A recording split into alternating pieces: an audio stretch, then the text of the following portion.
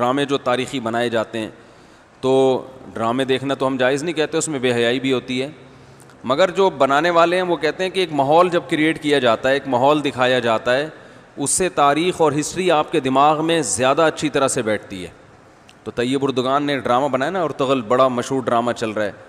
بہت دنیا دیکھ رہی ہے، تو میں ڈراموں کو جائز نہیں کہتا، لیکن جو لوگ فلمیں دیکھ رہے ہیں، پہلے سے بے حیائی کے کاموں میں پڑے ہوئے ہیں اور غلط چیزیں دیکھ رہے ہیں، تو ہم ان کو کم از کم یہ مشورہ دیتے ہیں کہ یار انڈین فلمیں دیکھنے سے بہتر ہے، یا جو آج کل وہ ڈرامے جو ہمارے فیملی سسٹم کو تباہ و برباد کر رہے ہیں، جب تم نے دیکھنا ہی ہے تو کم از کم ایک کم درجے پر آ جاؤ نا، اس کو دیکھ لو، تو اس سے تو پھر بھی بہتر ہے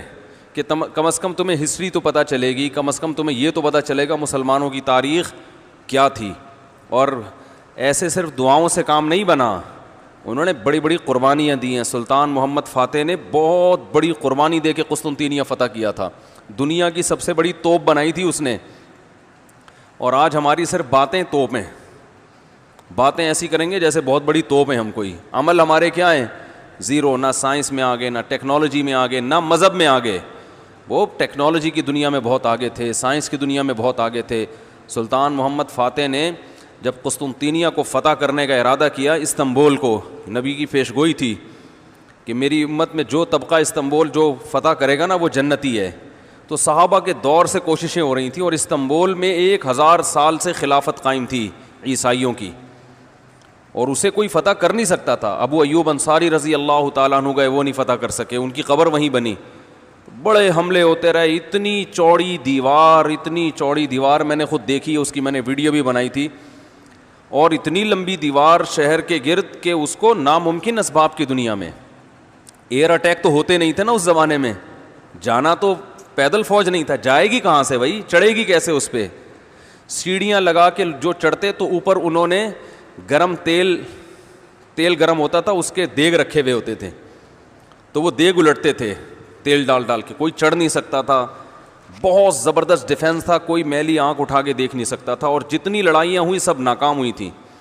سلطان محمد فاتح نے کہا بھائی نبی نے خوشخبری دی ہے، ہم فتح کر کے چھوڑے گا۔ پھر وہ مشہور واقعہ ہے، اس نے کیا کیا کہ خشکی میں کشتیاں چلا دیں، سارے جانور راتوں رات ذبح کیے، ان کی چربی پگھلا کے پتھروں پہ بچھائی گئی ہے، اس پہ سمندری جہاز بٹھا کے، وہاں میں جب ترکی میں گیا ہوں تو اب دیکھو یہ چیز کتابوں میں بھی بتائی جا سکتی تھی نا، لیکن وہاں طیب اردگان نے کیا کیا ہے، میوزیم بنائے ہیں، ان میں یہ پورا منظر دکھایا جاتا ہے۔ خدا کی قسم ایسا ایمان بڑھتا ہے کہ چیخیں مارنے کا دل کرتا ہے، ایسی جو علماء بھی گئے ہیں نا، بنوری ٹاؤن کے ایک شیخ الحدیث گئے تھے، وہ کسی نے بتایا وہ رو رہے تھے چیخیں مار مار کے، جو جاتا ہے یہ منظر ہوتا ہے، وہ جب دکھاتے ہیں نا اپنی آنکھوں سے، بھائی کیا منظر، اور کیسے وہ کشتیوں کو راتوں رات خشکی پہ لے کے چلے ہیں، اور خشکی پہ لے جا کے پیچھے سمندر میں اتارا، اور سامنے سے بھی اٹیک اور پیچھے سے بھی اٹیک۔ انگریزوں نے لکھا ہے، گوروں نے ہسٹری میں، کہ یہ اسباب کی دنیا میں ممکن نہیں ہے، بہت بڑا کارنامہ انہوں نے سر انجام دیا، اور راتوں رات۔ تو یہ ہماری تاریخ تھی جس کی وجہ سے ہمیں عروج ملا تھا، آج ہم صرف پیڑے کھا رہے ہیں، باتیں ٹھوک رہے ہیں بیٹھ کے، صحیح ہے نا؟ بزرگوں پہ طنز، علماء پہ اعتراضات، ایک دوسرے پہ کیچڑ اچھالنا، فرقہ پرستی، ان چیزوں میں ٹائم ضائع ہو رہا ہے، اور کوئی موٹیویٹ کرنے والا نہیں ہے، کوئی تعمیری کام کرنے والے لوگ بہت تھوڑے رہ گئے ہیں، اور ٹیکنالوجی کی طرف تو توجہ ہی نہیں ہے۔ یونیورسٹی میں جو لڑکا مذہب پہ چلتا ہے، سب کی بات نہیں کر رہا، ایجوکیشن میں سب سے پیچھے وہی ہوتا ہے، عام طور پہ اسی کی شکایتیں آ رہی ہوتی ہیں، یہ چونکہ نمازی ہے